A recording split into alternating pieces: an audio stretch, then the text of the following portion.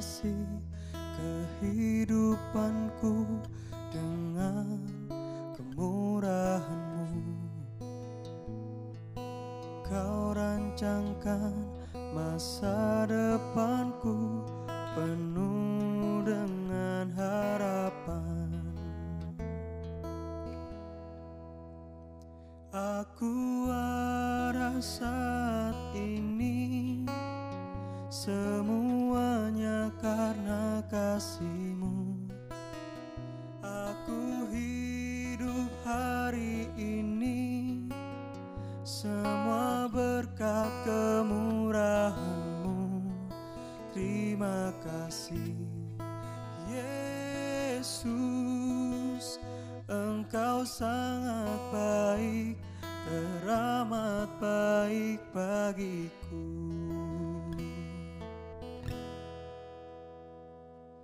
Kau hiasi kehidupanku dengan kemurahan-Mu.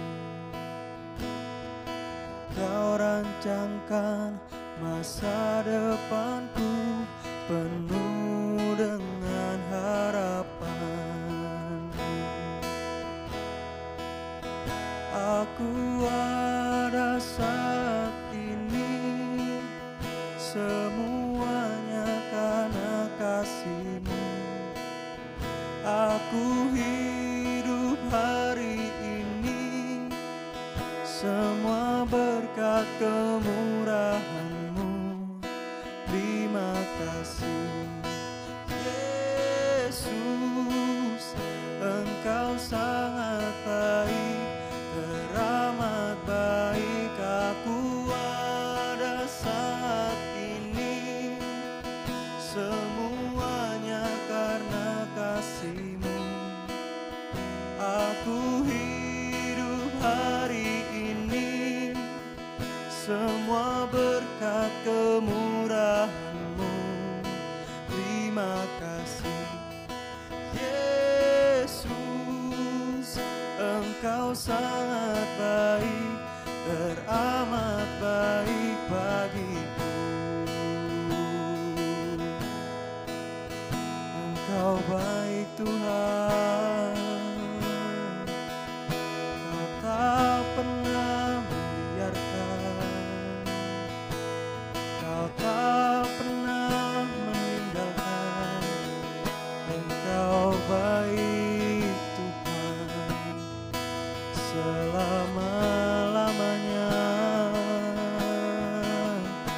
Engkau baik, kasih-Mu tak berkesudahan. Yesus, haleluya, haleluya. Yesus Tuhan, kebaikan-Mu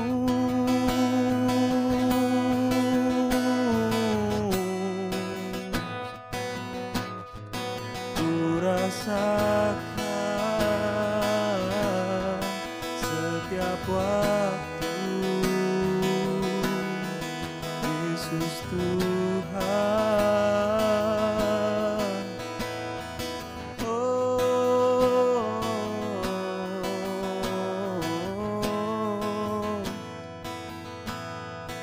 haleluya.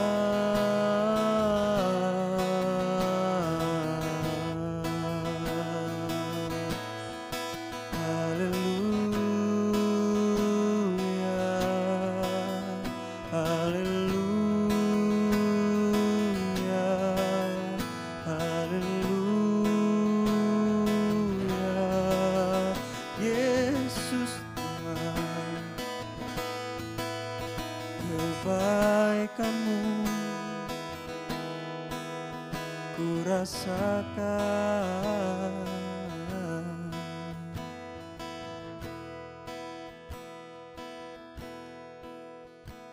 Terima kasih Tuhan Yesus. Kami ada saat ini Tuhan, kami bisa memuji nama-Mu, kami bisa menyembah Engkau. kami bisa beraktivitas, semua karena kasih-Mu, semua karena kebaikan-Mu dalam hidup kami Tuhan. Kami sungguh bersyukur punya Allah yang begitu baik dalam kehidupan kami Yesus. Terima kasih Tuhan Yesus yang baik, terima kasih. Terima kasih.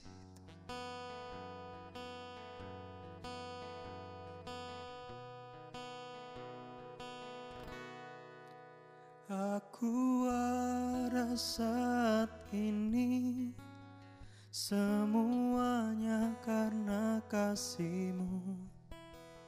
Aku hidup hari ini, semua berkat kemurahan-Mu.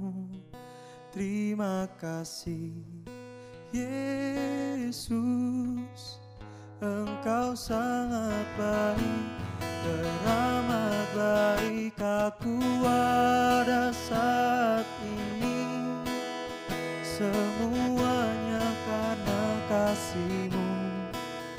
Aku hidup hari ini, semua berkat kemurahan-Mu. Terima kasih Yesus, Engkau sangat baik, teramat baik bagiku. Yesus, Engkau sangat baik, teramat baik bagiku. Yesus, Engkau sangat baik, teramat baik bagiku.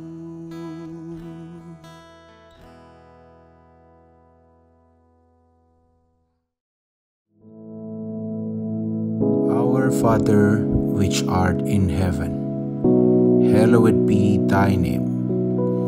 Thy kingdom come, thy will be done in earth as it is in heaven. Give us this day our daily bread, and forgive us our debts, as we forgive our debtors. And lead us not into temptation, but deliver us from evil. For thine is the kingdom, and the power, and the glory, forever. Amen.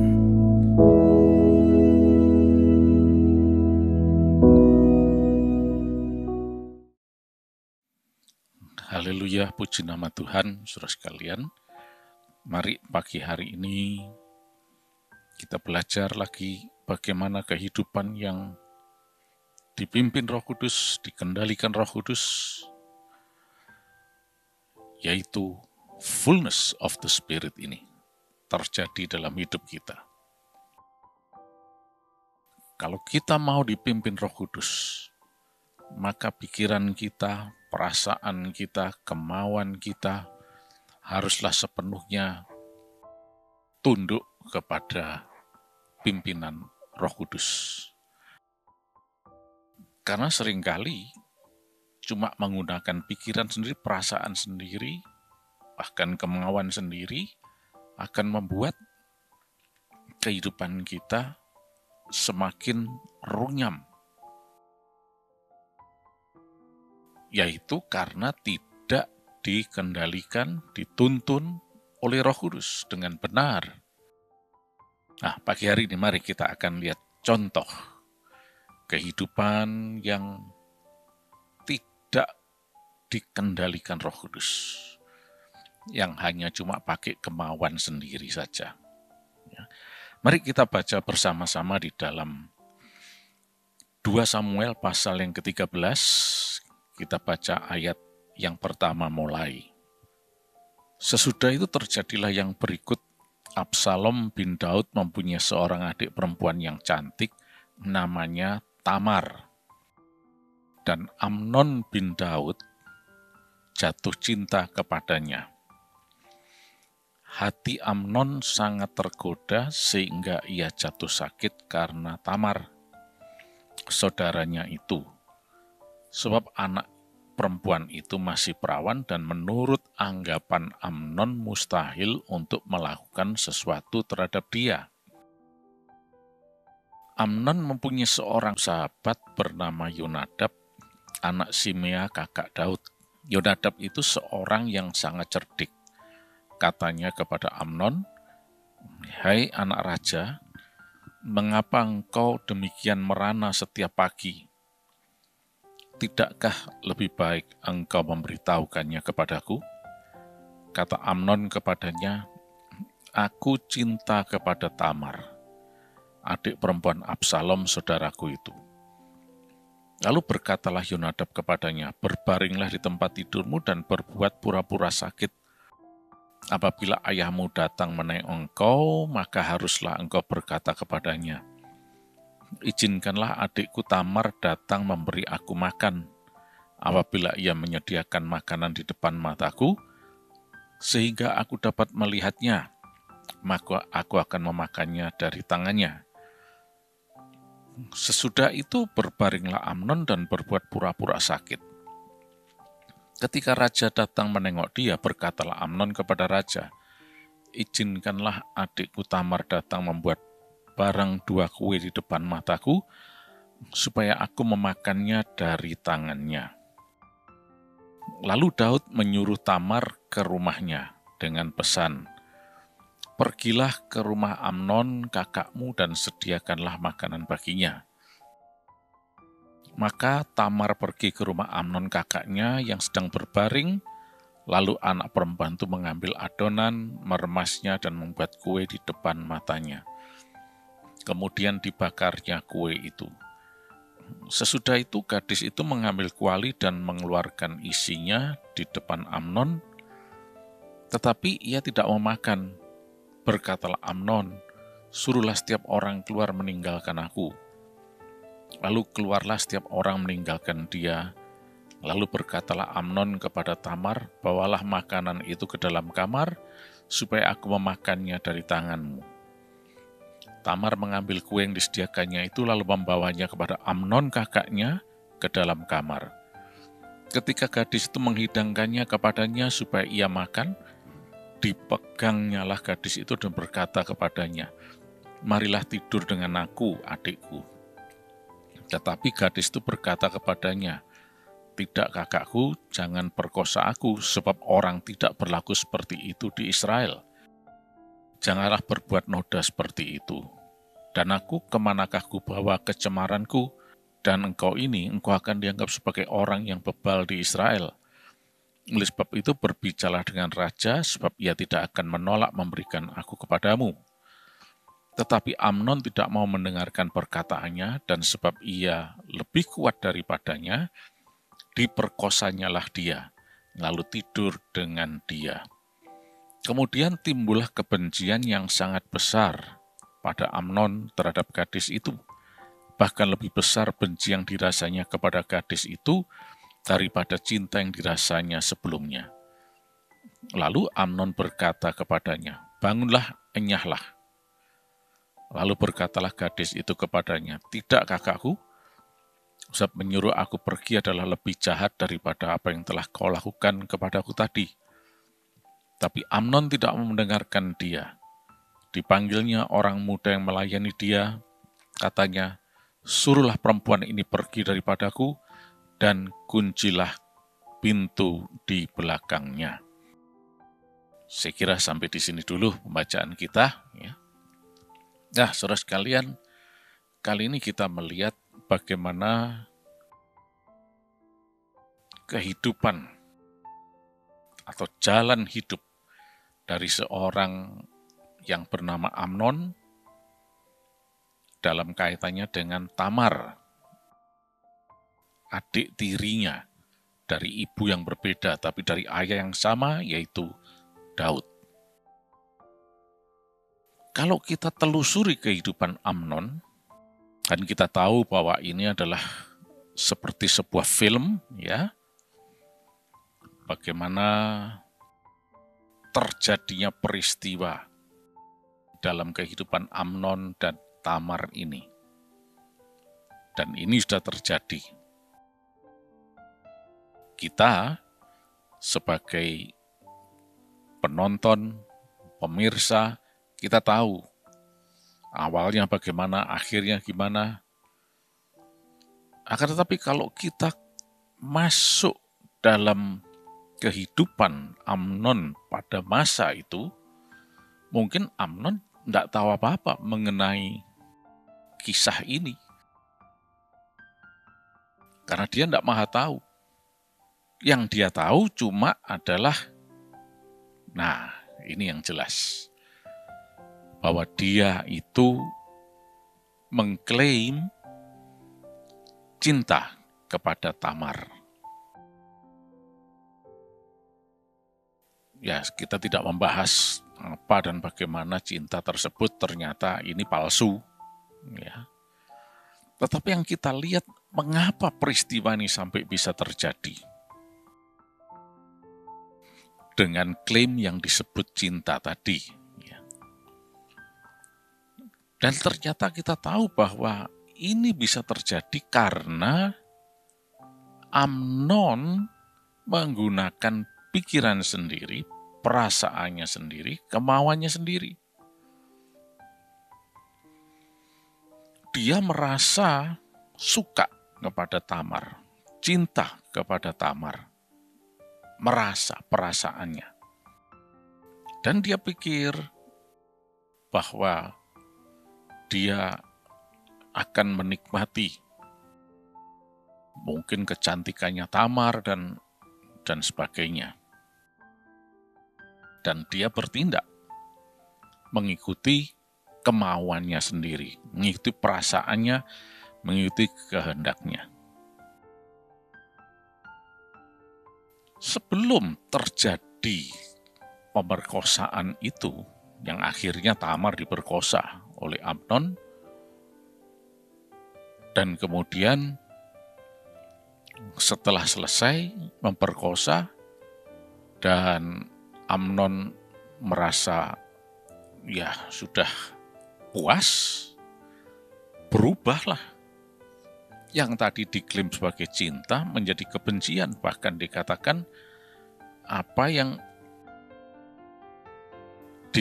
dilakukan itu, perasaannya itu malah bencinya itu lebih besar di dalam ayat 15 ya.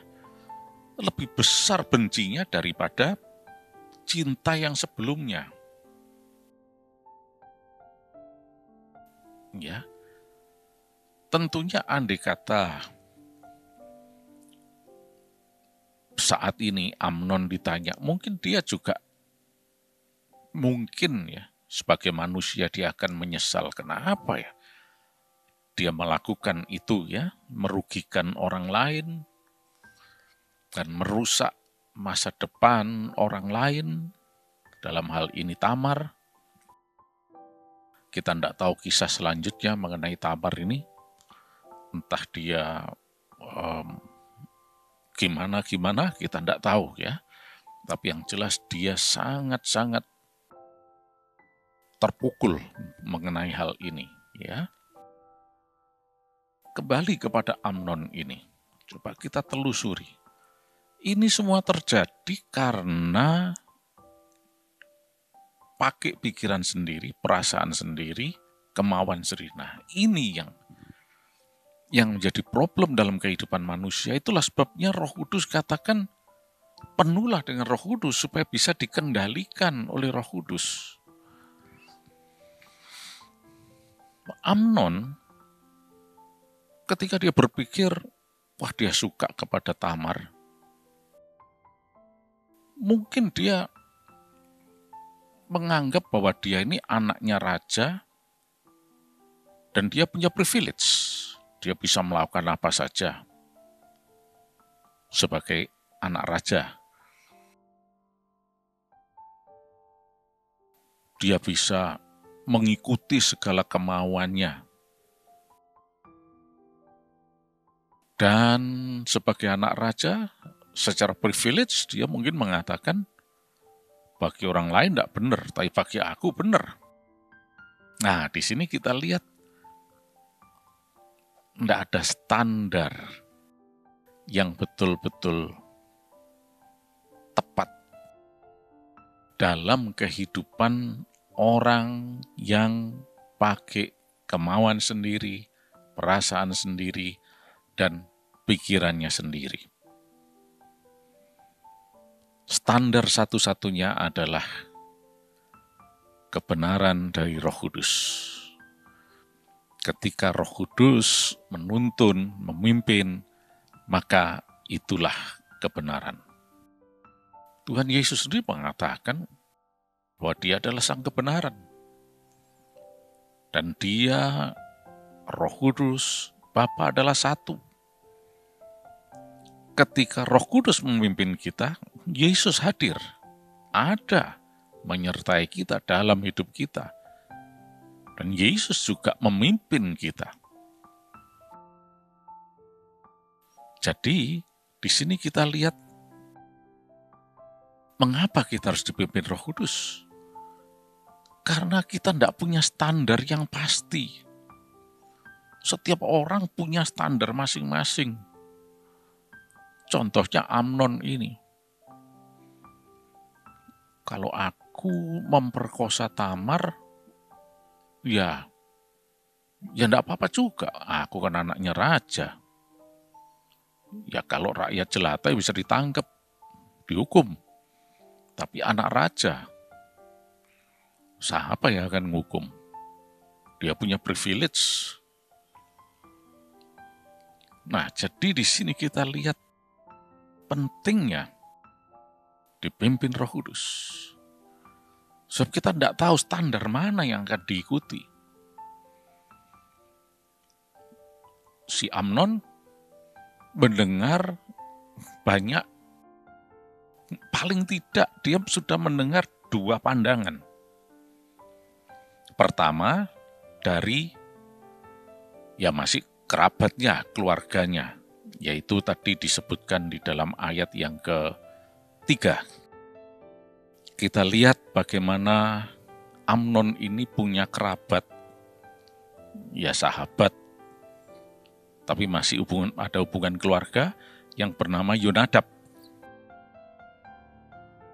Yonadab memberikan opini, advis kepada Amnon. Gini. Ya. Tapi kemudian kita lihat ada advis lain juga, yaitu ketika Tamar sudah ada di depannya. Itu bisa kita baca mulai ayat yang ke-12. Bagaimana si Tamar ini mengatakan, bilang aja baik-baik kepada ayah, maka nanti kita akan bisa diresmikan, dinikahkan, dan seterusnya. 2 pandangan yang berbeda. Sebelum terjadi tindakan, sebelum Amnon melakukan perbuatan itu, dia sudah mendapatkan paling tidak 2 pandangan. Nah, Amnon di sini memilih ternyata pandangan dari si Yonadab. Dan dia memperkosa Tamar. Andai kata dia memilih pandangan dari si Tamar, maka kisahnya akan berbeda. Tidak terjadi perkosaan dan sebagainya. Dan ini nanti masih berbuntut panjang lagi. Sampai terjadinya pembantaian dan sebagainya. Ya. Nah, di sini kita lihat, kalau seorang cuma menggunakan pikiran sendiri, perasaan sendiri, kemauannya sendiri, dan bukan dari Yesus atau dipimpin Roh Kudus, maka yang terjadi adalah hal-hal yang mengerikan. Oleh karena itu, dari sini kita bisa belajar bagaimana sebetulnya kehidupan yang seharusnya di hadapan Tuhan. Saya yakin semua orang kepingin hidup benar, kepingin hidup baik. Tetapi ternyata tidak semua orang pada kenyataannya bisa menggenapi apa yang disebut benar, baik, dan seterusnya.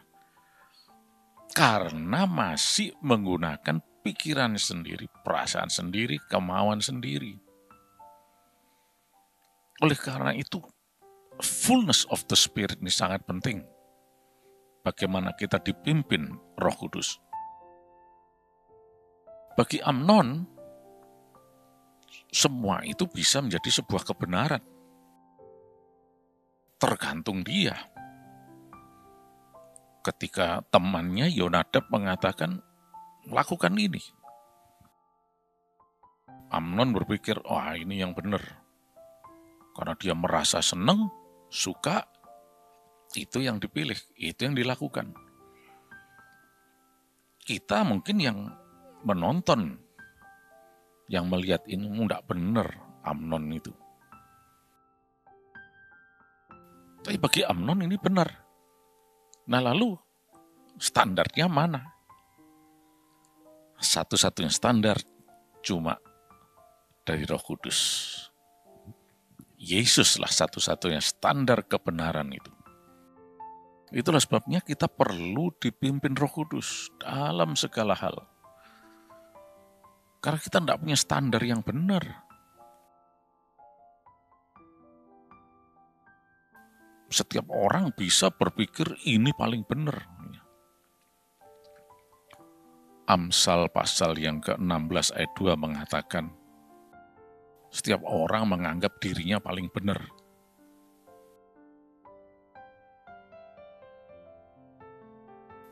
Kol darke is zach beenaf di dalam bahasa Ibrani-nya. Dan setiap jalan orang itu bersih menurut pandangannya sendiri, benar menurut pandangannya sendiri, menurut dirinya sendiri paling benar. Padahal semuanya itu Tuhan yang menjadi standar. Di dunia ada standar, yaitu buku, undang-undang, hukum, dan sebagainya. Itu pun buatan manusia. Satu-satunya standar itu hanyalah standar surgawi dari Yesus. Oleh karena itu dari sini belajar dari peristiwa Amnon ini, mari kita selalu minta Roh Kudus pimpin aku, kendalikan hidupku dalam segala hal. Terima kasih Tuhan. Kuasai kami Roh Kudus, tuntun dan pimpin kami dalam seluruh jalan hidup kami, agar kami boleh selalu fulfilling divine destiny. Dan Roh Kudus betul-betul memenuhi kehidupan kami, sehingga terjadi yang disebut fullness of the Spirit dalam hidup kami. Sepanjang hari ini kami sehat, kami diberkati berkelimpahan dan berkemenangan. Nama Yesus dipermuliakan. Kami terima berkat-Mu Tuhan. Dalam nama Yesus. Amin.